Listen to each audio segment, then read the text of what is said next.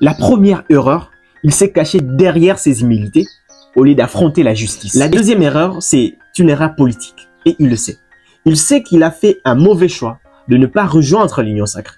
Et la troisième erreur qu'a fait Matata Ponyo, c'est de rester dans le pays pendant que tous les autres ont fui en exil, y compris Kabila.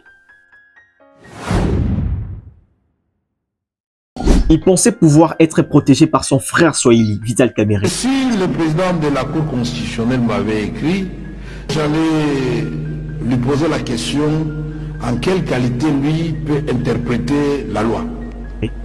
Il croyait que ses collègues députés seraient sa meilleure défense. Honorables membres du bureau, nous n'avons pas peur d'affronter la justice, mais nous voulons que les lois de ce pays soient respectées.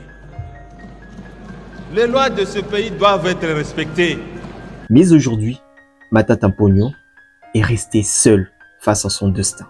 Dit que les deux infractions de détournement des deniers publics commises par les prévenus Matata Ponyo Mapon Augustin sont en concours matériel.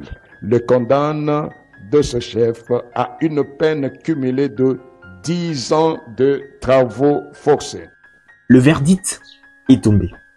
La Cour constitutionnelle l'a condamné à 10 ans de travaux forcés, interdiction de voter, interdiction d'être éligible pendant 5 ans, ses biens sont confisqués, pas de libération conditionnée, donc rien du tout. Mais c'est que personne vous dit, Matata Ponyo n'est pas condamné que pour le dossier Boukangalonzo, mais il est condamné pour des erreurs fatales, des choix qui ont scellé son sort. La première erreur, il s'est caché derrière ses humilités au lieu d'affronter la justice. Et son refus d'affronter la justice montre qu'il n'a jamais préparé sa défense. Pas un mot pour convaincre, pas une ligne pour s'expliquer. Il s'est caché derrière l'Assemblée nationale comme un enfant derrière les rideaux, mais la justice, elle ne joue pas à cache-cache. Et le président de la Cour constitutionnelle l'a dit clairement que les humilités protègent les mandats et non le personne. Et ces mandats, Matata Ponyo l'a acquis lorsqu'il était à la disposition déjà de la justice. Mais il a refusé de se comparaître. Et la Cour n'a pas eu besoin de l'attendre. Mais désolé de le dire, Matata Ponyo s'est fait brûler les ailes en se rapprochant trop du soleil. Il est tombé parce qu'il n'a pas voulu affronter la justice.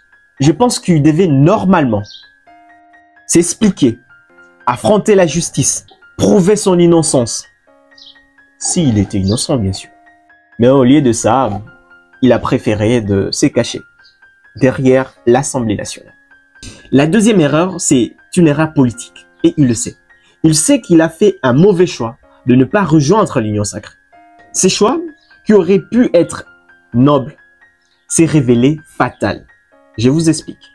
Tout le monde sait que les grands détourneurs de millions de dollars de francs congolais, de pauvres Congolais, sont au sein de l'Union sacrée.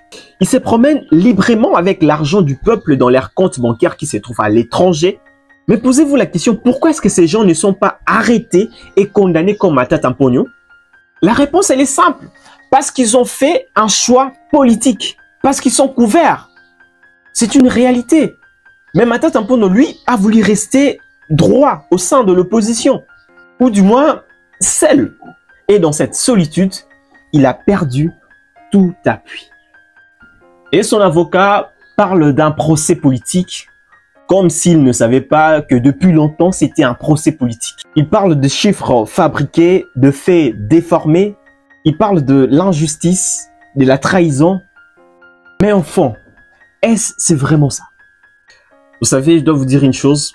Lorsqu'on refuse d'expliquer et on laisse les autres raconter à sa place, et dans ce monde, c'est lui qui refuse de jouer les règles du pouvoir, finit toujours par subir la loi. Mais j'ai envie de vous poser une question. Est-ce que Matata Ponyo est-il condamné pour ses crimes ou pour avoir refusé de se soumettre? Répondez dans les commentaires. Et la troisième erreur qu'a fait Matata Ponyo, c'est de rester dans le pays pendant que tous les autres ont fui en exil, y compris Kabila.